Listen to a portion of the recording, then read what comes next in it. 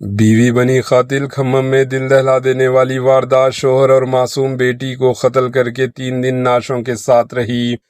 تلنگانہ کے ضلع کھمم میں ایک نہایت ہی سنسنی خیز والا واقعہ پیش آیا، جہاں ایک خاتون نے مبینہ طور پر اپنے شوہر اور کمسن بیٹی کو قتل کر کے 3 دن تک لاشوں کے ساتھ گھر میں رہی۔ یہ واقعہ نیلا کنڈا پلی منڈل کے برہان پورم علاقے میں پیش آیا۔ پولیس کے مطابق اننت نگر سے تعلق رکھنے والی 29 سالہ کے رامو، جو ایک پیپر میں جرنلسٹ تھے، اپنی بیوی رمیا اور 2 بیٹیاں 5 سالہ دیویا اور دیکشا کے ساتھ رہتا تھا۔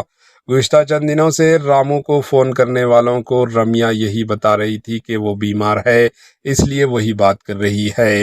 اتوار کی صبح پڑوسن نے دروازہ کھٹکھٹایا تو رمیا نے کمبل اوڑھے دروازہ کھولا۔ بدبو کے بارے میں پوچھنے پر اس نے کہا کہ گھر میں سب کی طبیعت خراب ہے، اس لیے صفائی نہیں ہو سکی۔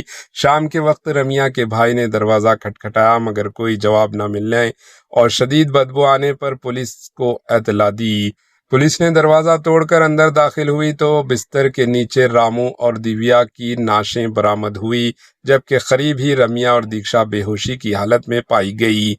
دونوں کی حالت تشویشناک ہونے پر فوری طور پر اسپتال منتقل کیا گیا۔ پولیس کو شبہ ہے کہ رمیا نے اپنے شوہر اور بڑی بیٹی کو قتل کرنے کے بعد 3 دن تک نعشوں کے ساتھ رہی اور چھوٹی بیٹی کو بھی قتل کرنے کی کوشش کی۔ معاملہ بے نقاب ہونے کے خدشے کے پیش نظر اس نے خود بھی چوہے مار دوا پی کر خودکشی کی کوشش کی۔